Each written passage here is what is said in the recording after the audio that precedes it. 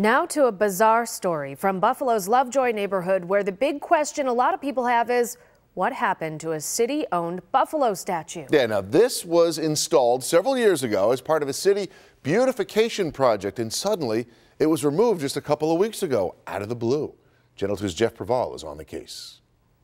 Outside KB Holdings, a former deli shop on William Street in Buffalo's Lovejoy neighborhood, is a large patch of dirt where a statue of a buffalo like this should be.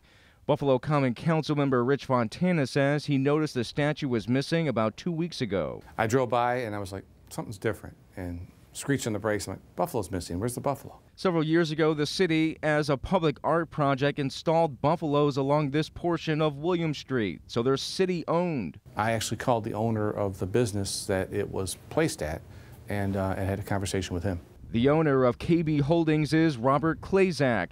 Fontana says the conversation went like this. I asked him point blank on the telephone, do you know where the buffalo is? And he told me on the phone that it was taken, stolen, along with his picnic table and his sign.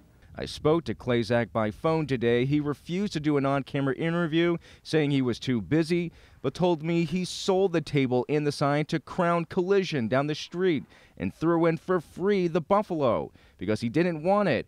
Where's the buffalo now? In Crown Collision's parking lot.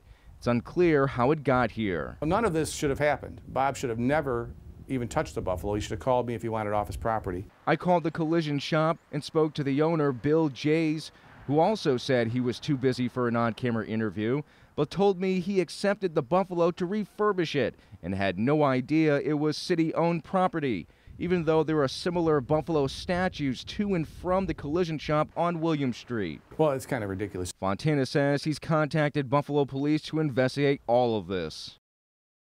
And Buffalo police tell me that they are investigating and are following leads right now. Reporting live in the studio, I'm Jeff Preval, Channel 2 News.